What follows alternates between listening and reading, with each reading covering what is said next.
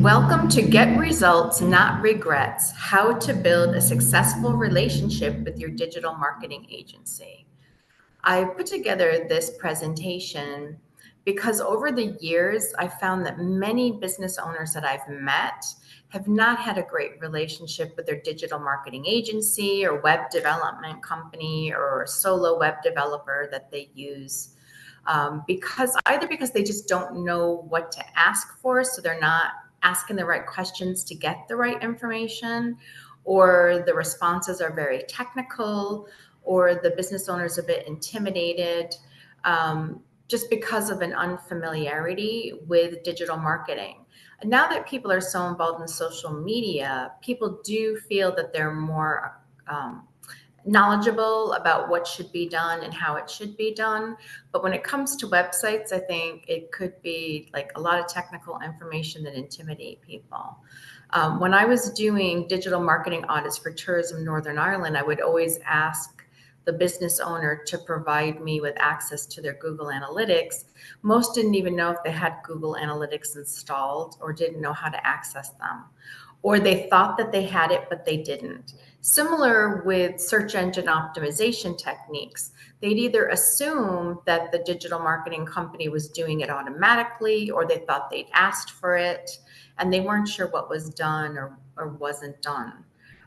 So it's very important to have a bit of knowledge yourself as a business owner so that you can make the right decisions to select a digital marketing agency and to build the good long-term relationship, a partnership that is going to benefit your business and be good for both parties. So I'm going to share my screen and continue on with the presentation.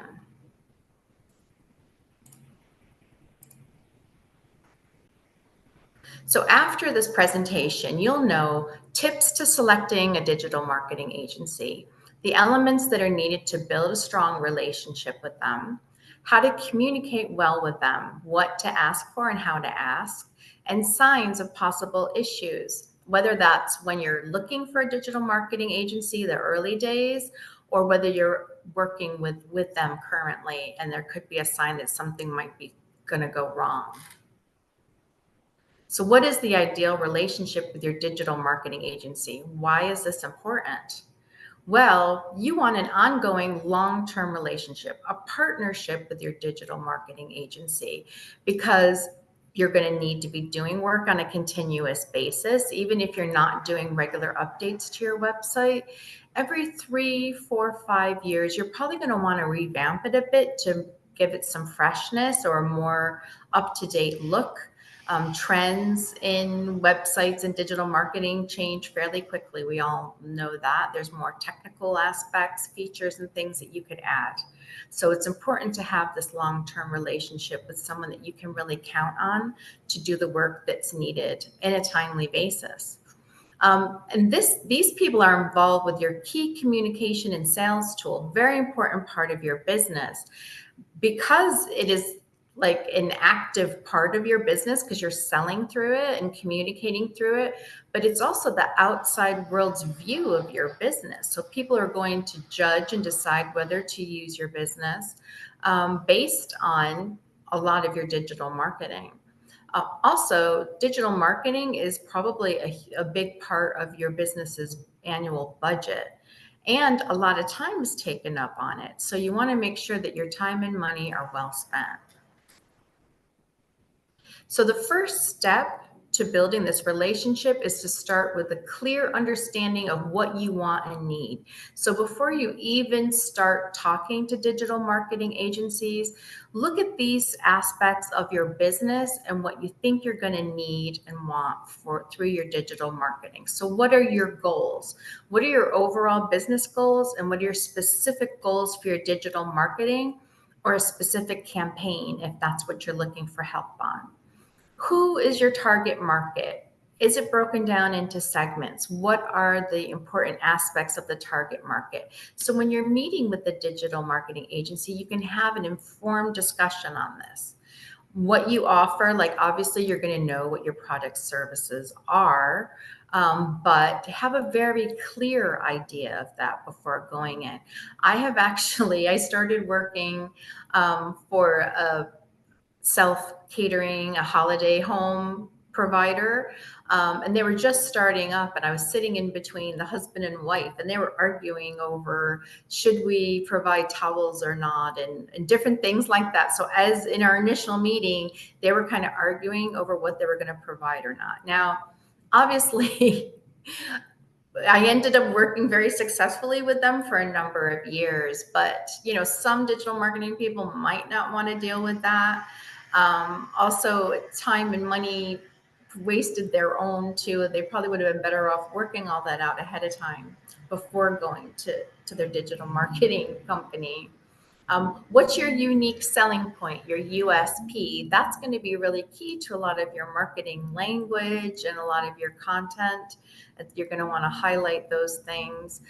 What's your budget? So it's important to have an idea of how much you want to spend. You may not have a great idea of what a project may cost or what ongoing services may cost, but do know what your budget is and know what the value of these services are going to be for you, because that's going to be part of your conversation. You want to be informed going into it. You don't want to just say yes to whatever they tell you. It's good to kind of look at the budget from a couple different ways. How much time it's going to take them, as well as what value that's bringing to you. So what profits are you going to get? Like, how many sales are you expecting, like from all of your digital marketing or from the specific campaign? How is that increased from what you would have gotten otherwise? It's good to know all of that information for you to decide on how much to spend on your digital marketing. Is it worth the budget that you're going to put to it? What are your existing resources? Do you already have some digital marketing channels set up?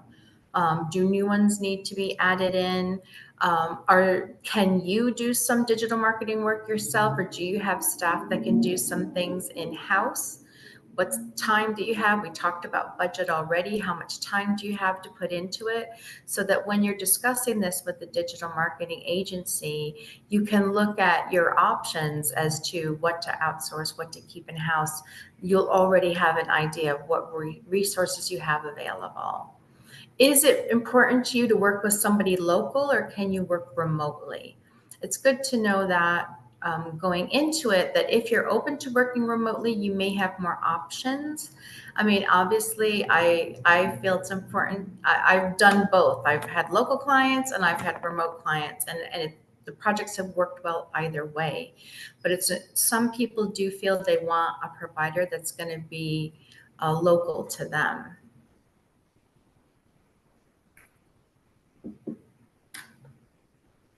Next, look at how to establish trust and mutual respect early on. And this is a two-way street. But for you going into it, you want to make sure that, because it's good to have a long-term relationship, that this is going to be somebody that you're going to want to work with long-term and you can trust with this very important part of your business. So look for references and referrals, ideally from people that you know and can trust their opinion.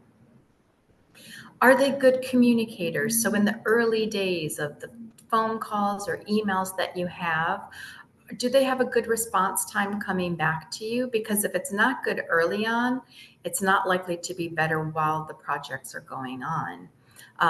Their written communication, are you happy with their style of communicating? Does that suit what you're looking for in a supplier? Are they using good grammar and punctuation and all that? Because if they're going to be putting up content for you, you want to make sure that they have good skills in this area. Are their values matching yours? So, I mean, you have your personal like core values, but your business should also probably have their values that are important, like honesty, integrity, working with the community, things like that. Is it important to you that your suppliers' values match up? And a lot of these things are important when you're looking for other types. So keep this in mind too when you're looking at other suppliers, not just digital marketing. Real cred. Do they have real credibility or credentials that are important? Now, I don't have a digital marketing degree. They didn't offer them when I started digital marketing. My work is all, I've done various trainings over the years and different things, but my experience is through real life experience and work experience. But you may feel it's important for someone to have had a degree or certain credentials in order to work with them. Mainly, though, it is that they've done work similar to yours in the past, and it's a good quality and that they're reliable. I mentioned before, like community values may be important. Also, community involvement also shows that they're probably in it for the long term, and they probably are more reliable and have good integrity. It's not always the case, but this is a possible sign of those things. And do you have common connections? Because that is also going to be a way for you to find out about their reliability, about the quality of the work, what other people say about them. So early on, look for these things before you establish a relationship.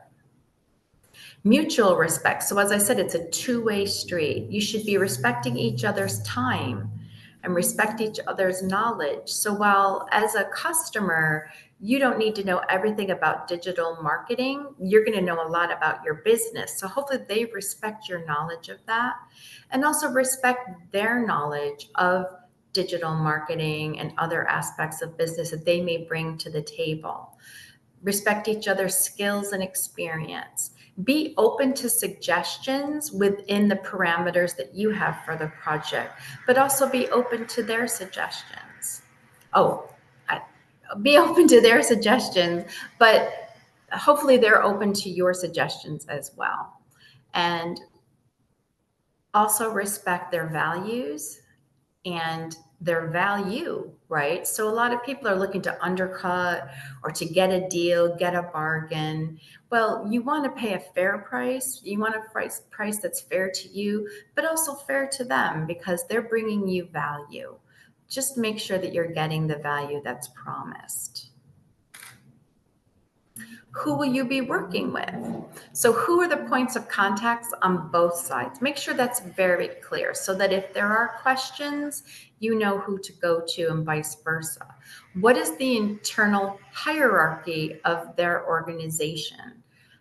So if you have an issue with somebody and they're not getting back to you, who do you then go to if you have an issue? Will you be working with interns and junior staff, and what level of supervision there will be? This is a very common issue people have. I hear it over and over again. You may meet with a sales rep, you may meet with somebody senior in the organization, and you think you're going to be working with that person, and then your actual work may be put in the hands of interns and junior staff. This is a reality of business, especially when it might be hard to fill spots, that people are using interns and junior staff to help with some of the lower level work, but you want to make sure that they're well supervised. You don't want poor quality work getting to you and definitely not going live. So ask the question, will there be interns or junior staff working on this, or who is working on my project? If it's a junior level staff person or an intern, how well are they going to be supervised? Are they going to be outsourcing any of the work? So like I don't do graphic design. I can do basic graphic design, but if I'm managing a project and a client needs a logo, I may outsource that to a graphic designer. Now, what I would generally do is refer them to that graphic designer. But in some cases, they might want me to manage the whole project. So I would definitely be telling them up front that I'm going to be outsourcing that, or that I'm working with, an outside graphic designer. So you should discuss all of this, maybe ask up front, is any part of my project going to be outsourced? Because you may not be happy with who they're going to use, or it may cause delays, or it may cause communication issues. So it's just good to know up front. if things are going to be outsourced or done by other parties. I mean, these days, a lot of businesses have staff that are working remotely. To me, that is almost like outsourcing because they may even be like a 1099 employee, like a freelance person, versus a W-2, like an actual staff member. But they may work exclusively, or that person may work exclusively for them, so they might be like an employee. So you may still get the same quality, same communications with them, but it's just good to understand how the work is going to be done and to know who's responsible for what part of the project. And be advised, asked to be advised of any changes that may come up in personnel, because that happens sometimes too. You might be in the middle of a project, someone leaves and another person picks up, might cause a delay because they're getting up to speed on the project. And again, you might call and say, can I speak to Joe Bloggs? And they're like, oh, Joe Bloggs left a month ago, right? You don't want that kind of surprise. Always get a clear contract and terms. Now, some smaller projects, the digital marketing agency, or if you're working with a solo web developer or digital marketer, may feel that they don't really need to have written terms. And this could even be like laid out in an email, but it's very important. And this is where I say that a lot of times people think that something's done and it's not, or they didn't think to ask for something. So if you have this all in written form, then you're all very clear on what's expected. So it should include the specific work to be done. What are the deliverables? So it could be a website, it could be a logo, it could be a report. You know, if they're doing maybe social media campaigns, you may want to report at the end of each week or the end of each month. So what can you expect to be provided to you? What are the time frames and what may impact the time frames? So I always have very clearly in my contract that, you know, what the time frame is, and that if you do not like come back with approval on something within 5 business days, this could delay the project. Or if you don't provide the content that's supposed to be included within a certain amount of time, it can delay the project. Because if there's a big delay on a project, they may stop work on yours because they don't have the information needed and start work on another project. So it's only fair that they can do that, and that they may then delay your work. So understand all of those things that are regarding the timing of the project. Who's responsible for what? So who's responsible to write the content? Who's responsible to provide images? It could be you, it could be them. They could source stock photography for you, or they may be working with a photographer for you. So it's important to know who's responsible for what. That should be laid out in this contract. The approval process. So like I mentioned, you may need to approve some graphics before they put that into the template of your website. So they need to lay that out. Now, some of these things may not be known until getting further into the project, but the basic approval process should be laid out there. A problem resolution process. So if you're unhappy with work that's to be done, what are the steps to take? Who do you speak with? Do they then come back? So a lot of times you'll talk about like rounds of alterations. So if they come back to you with like a draft template for your website, and you're not happy with it, you know, will they then offer you a couple more rounds of alterations before there's like additional charges? Who owns what? So very often this isn't always an issue. Sometimes it's an issue if you fail to pay for services after the fact. They may then say, we're bringing down your website. I've known people do that. I haven't heard about that in a long time because most people, I guess, are more business savvy too about getting a retainer up front and getting payment before it's live. But who owns what? Who owns the stock photos? if they're purchased on your behalf, who owned your logo, if you're hiring someone to do the logo for you. Very often, like in legal terms, as they're creating these things, they're holding ownership of it. And then once it's paid in full, you're deemed to have ownership. It's just good to have this in writing. How to deal with changes after a project's done, if there's bugs. Usually you finish a project with what's called a punch list or a snag list that are like, once you're almost ready to go live, that there's these few other things that need to be fixed before going live. So what's the timing of those things? Who's going to maintain that list? It's good if they have that list for you, because they're on top of these things rather than having emails back and forth, and it's easy to lose track of what needs to be done. And then what determines the successful completion of the project? So very often, say it's a website design, it's you're happy with the design and the template and all the content's been added at a minimum of what's needed for the website to go live. I mean, you're happy for it to go live. Very often, that's the completion of the project.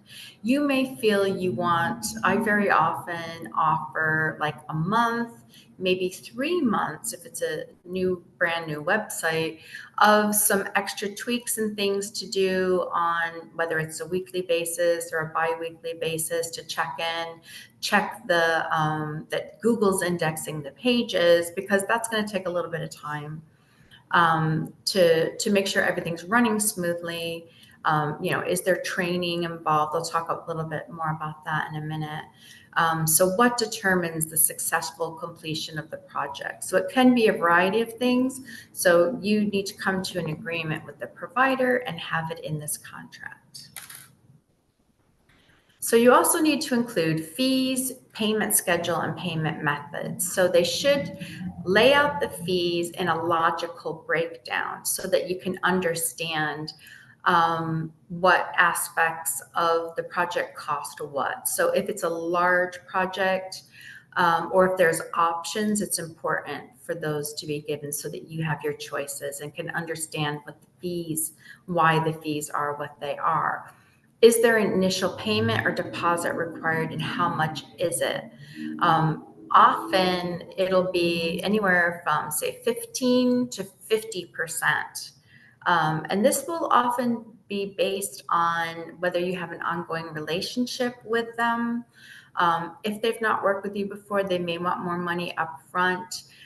Depending on the timing of the project, they may be putting a lot of resources into something up front and will need to be paying payroll, or if they have other things that they need to purchase up front for you, that all needs to be discussed here.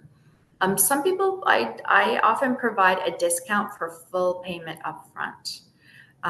So you need to consider whether that's an option you want to take. It might be, say, 15% or 10% off if you make the full payment up front. It helps cash flow for the other company, and gives them assurance that, like, this, you've paid up front. You may feel less secure because you've paid up front and you're not sure what you're going to get. So obviously look at whether you feel that this provider is reliable and whether the discount is worth it for you.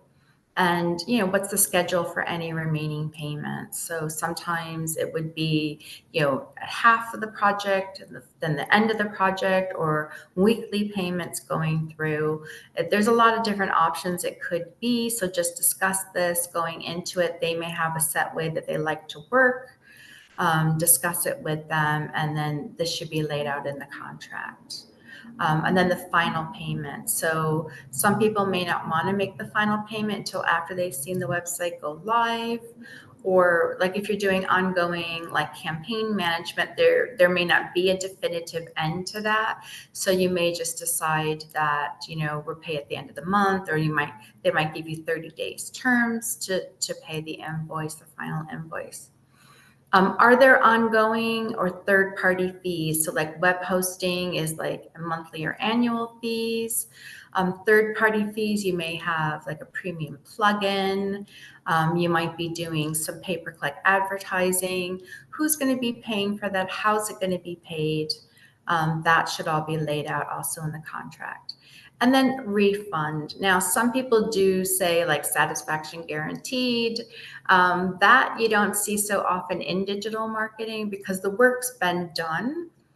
And if you're not going to get results from it, if you don't get results from it, that's not solely down to the work done by the digital marketing company, unless there's certain glitches or technical things that are wrong that they should have been able to do properly and they've not fixed them for you. So I think it's, you may feel uncomfortable, but I think it's important to discuss those things upfront and just say this is a standard.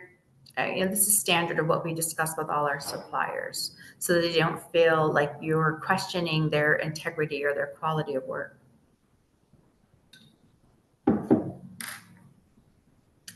Any add-ons? So I mentioned a few things like plugins and ongoing work. So it's important to discuss upfront, will they be including any documentation? This could be very useful, if not necessary, if you're going to be maintaining your website or taking over like any of this campaign management yourself, to have like written, whether it's a PDF form or a booklet or whether it's all online. It's important for you to have documentation so that you can pick up where they left off, or you can do the ongoing work that you want to do and you can do it successfully. So it doesn't usually come as standard, but that's why I tell people to ask for it. I used to always give it as standard, or I would do training videos too for people, because like WordPress changes a lot though. So sometimes it's hard to do a video and then it's out of date in a month. But at least they have some idea of where to access things in the back end of their website. And if they may choose to use a different provider. I mean, I know some people think that they're a web development company, are holding back on them because they don't want them to then move on to somebody else. But very often through experience, they probably know like you're not really going to be doing this yourself. We're going to end up doing it for you. But I think it's important to just have these conversations, and the documentation or training would be very useful. If you just know like I'm never going to update my website myself, I'm always going to ask somebody else to do it, then you may not need that. Like what support is offered as well, especially if you're going to be doing some of the work yourself. If things need to be upgraded, like now, especially with a lot of the platforms, they're automatically upgraded. But in the past, there was always like, especially with WordPress, a lot of upgrades that needed to be done. Really, you just needed to make sure that your website was backed up so that when you did any upgrade, if something broke, you'd be able to just do a backup and start over again, find out what was going wrong. But you may need the digital marketing agency to support you in some of this. So just find out what is involved. Do you need to take out a maintenance contract in order to get them to support? That does sometimes digital marketing agencies offer that, so that if you take a maintenance contract, they may do certain things for you on a monthly basis, maybe do updates or changes that you need to a certain amount, or maybe just do these upgrades, or it could be just being available to you.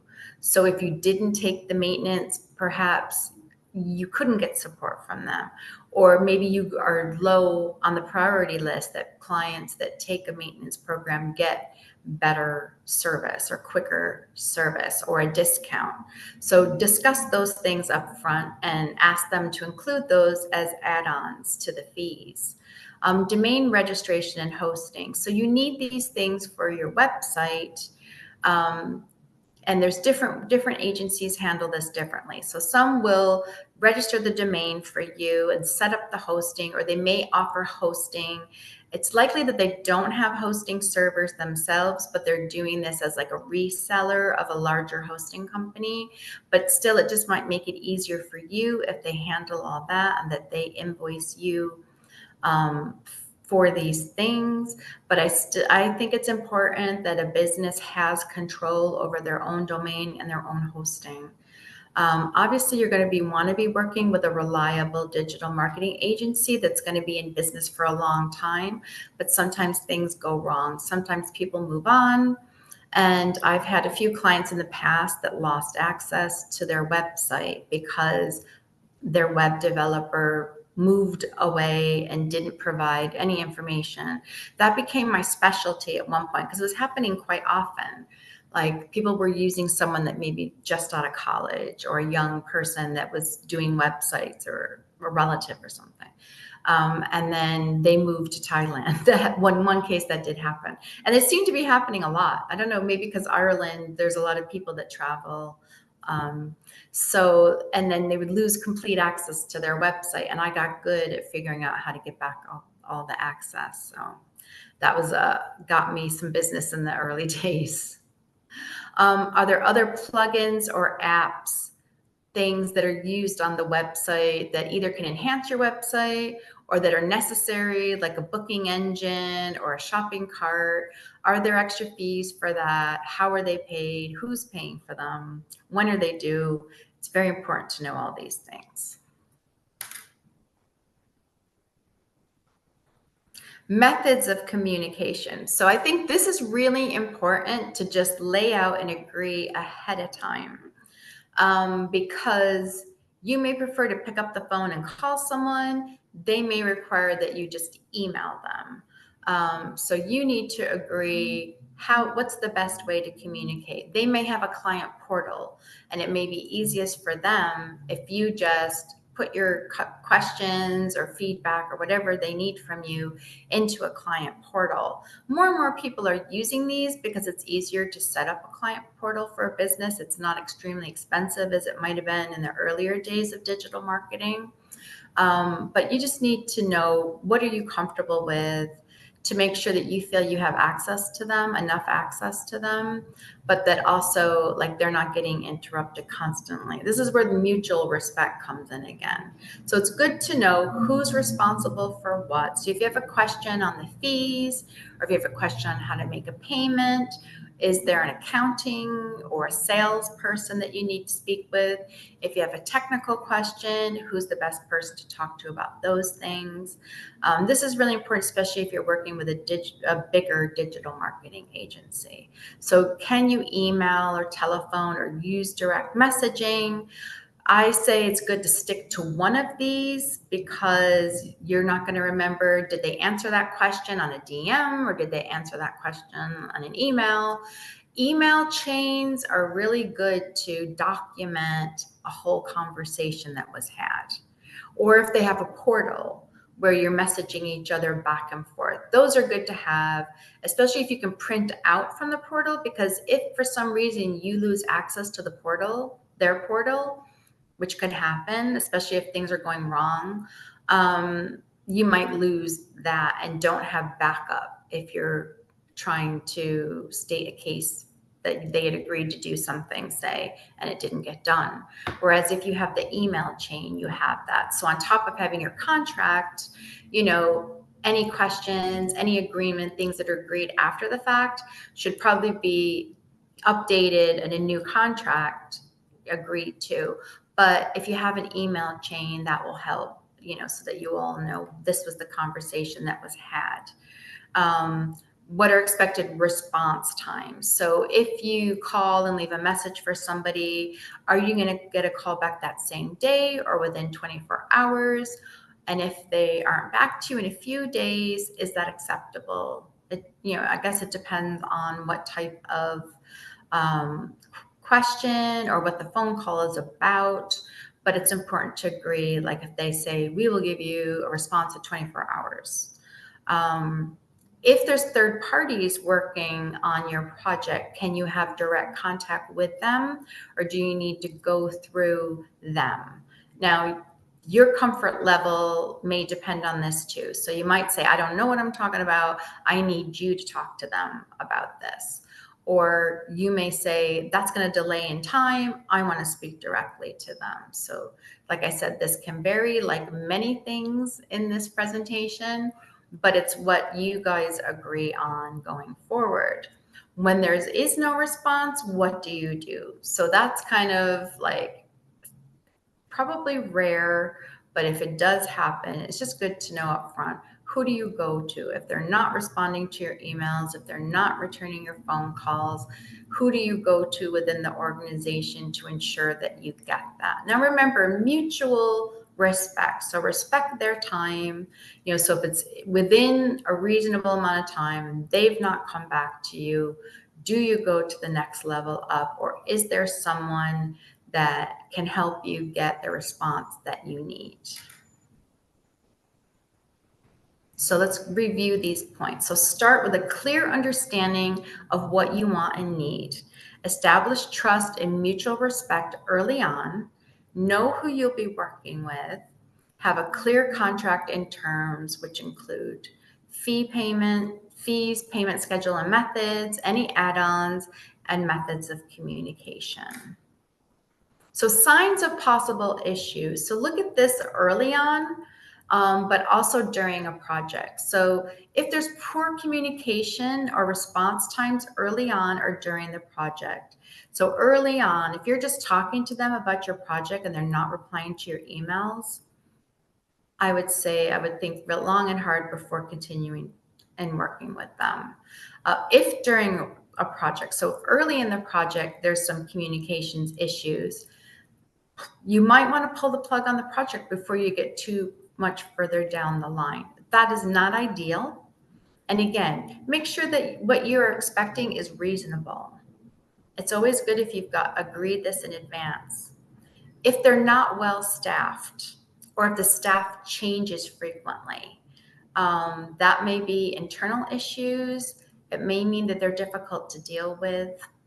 It could just be general, just like bad luck, or but to understand, I try to understand what's going on. These are just sort of signs. They're not like a definite indication of something could be wrong, but just signs to look out for. Now, if they've not been in business very long, so they may not be as experienced, they may not be as reliable because they don't have a track record. But it could also be that they worked for a big digital marketing agency and have decided to go out on their own. So they could still be very skilled, but they may not have a track record of working as their own business. So you need to decide how much that all matters to you. Is it really relevant? Or do they have other factors that show you that they're reliable and that you can build a long-term relationship with them? I mentioned before frequent changes in staff or other partnerships. That could mean a sign of they're not liquid too. It could mean that there's financial issues going on in there, which you might not want to deal with someone if they're going through internal issues. It could be a sign of other issues that may impact on you too. If they don't provide clear terms, like I said, if it's a really small project, it's not as important, but I think in any case, you need to have some written agreement as to what's going to be done and those other things that I outlined for you. Even if it's just in an email. If they're very inexpensive or if they're very expensive. So if they're very inexpensive, you might think you're getting a good deal. It may be because they're not experienced, and maybe that they're not very knowledgeable of how much time it's going to take. So that's why I do suggest that you get at least 2 or 3 quotes, and be fair to the providers and only ask for a quote if you're really going to consider using them. It's very frustrating for a business if you're asking them for a quote and it's only, like, say in Ireland, to get grant money, you had to have 3 quotes, but you knew who you wanted to hire, but you were just asking for those quotes because you had to give them in to the people providing the grant. I had my time wasted a couple times on that, and I decided never to go for any more work like that. unless I was the one that I knew was going to get the job. No, but so ask for 2 or 3 quotes, but legitimately, because you're seriously considering using either of these. And then it also gives you an idea of if the pricing is sound. Is the pricing reasonable? Because they'll probably be similar. But if there's one that's much less, they may not be really considering everything that's going in the project, or they may not have a clear understanding of what you're looking for. So go back and say, does this include all of this stuff, right? So again, they may just be trying to undercut just to get your work, and maybe they want ongoing maintenance work from you, or they just may not know what they're doing. If they're very expensive, then they may be very busy and they have the luxury of quoting you high, because if they don't get the work, they've got plenty of other work. Or they may provide a lot of extra things that the others don't provide that may be good for you. So again, if it's a lot more, you may want to go to them and say, now look, you're coming up higher. Like, is there something that you're including that's not in this, the request that I made? Or also, if they're expensive because they're busy, they may be too busy to do your work. So think about that. But if you're paying a premium, they may put you up ahead, which may work for you. So you just need to consider all of these things in making your final decisions. Do they misrepresent themselves, or do they make unclear promises? So this could be a sign of unethical behavior, of lack of integrity that you may not want to deal with. So they may say, we'll get you to the first page of Google. We may get you to the number 1 of Google. That was the big thing way back in the day, that, all these people were saying, we'll get you. You may still get emails from people saying, like, we'll get you to the top of Google. And nobody can guarantee that. Even if you do pay-per-click, right? You have to pay a lot of money to ensure that you're up there. So look out for those sorts of claims, right?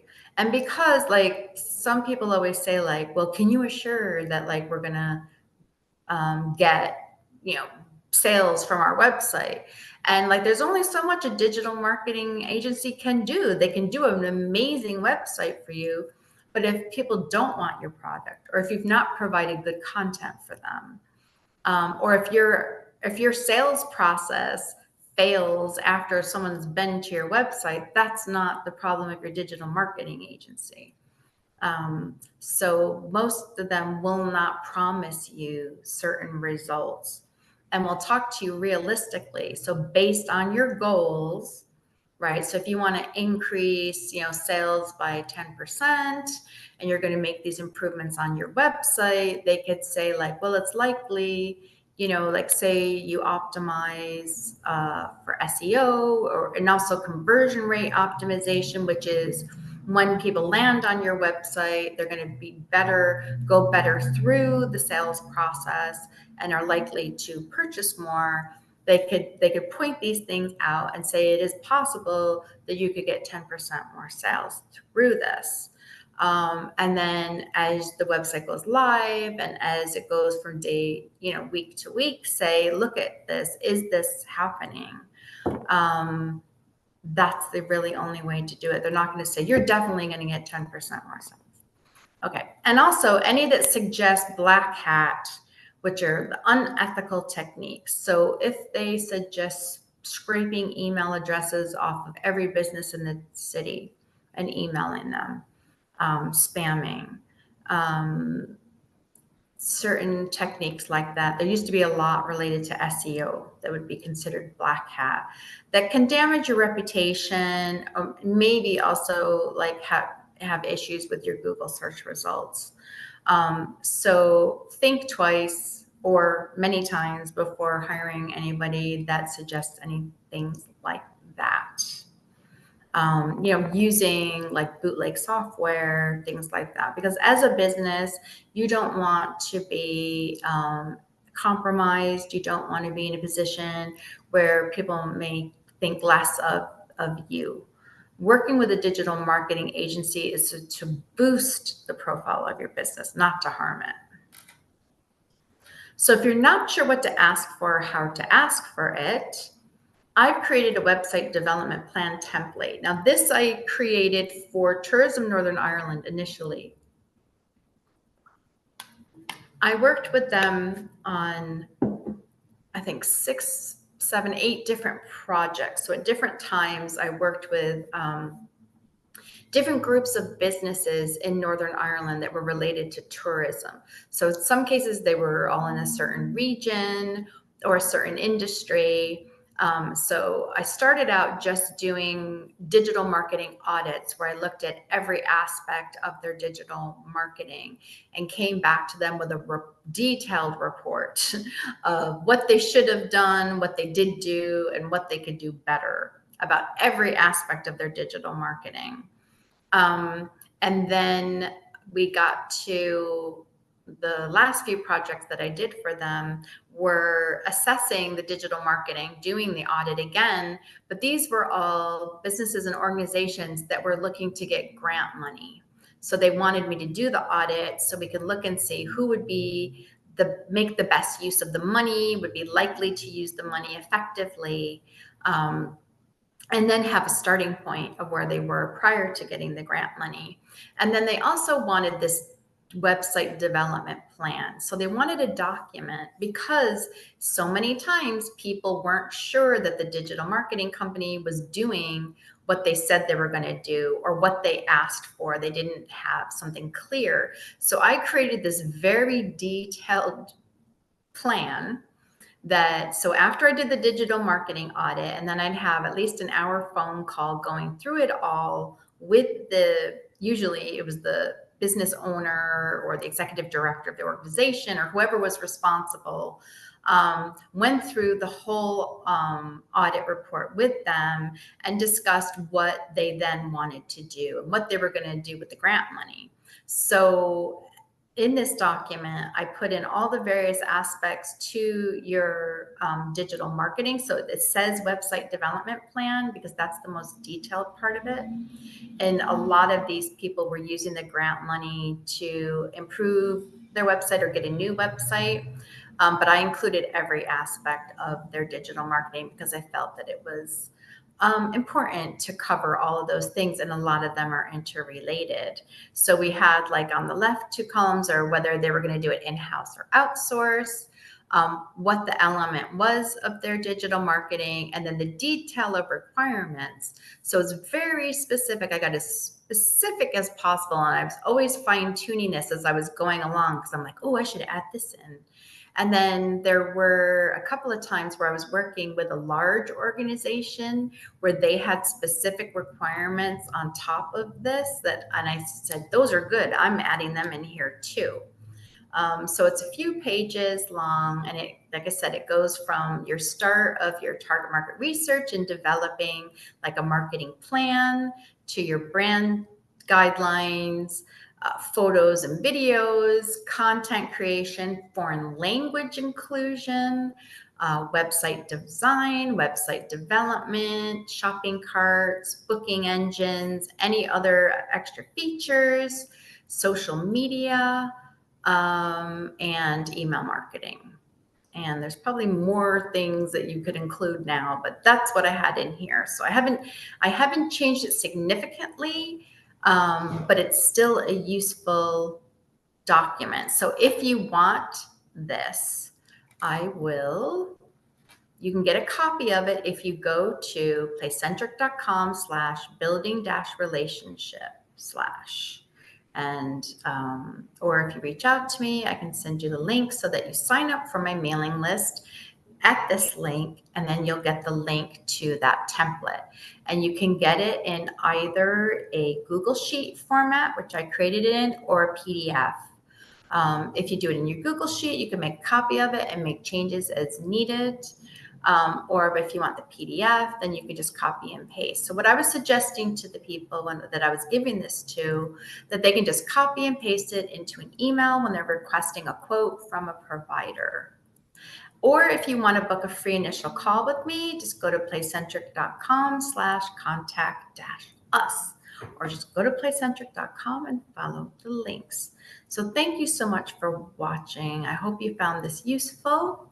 And again, reach out to me. I do a free initial call. It's a 15-minute call. I say, give me 15 minutes. I'll give you 3 ways to increase sales and level up your business.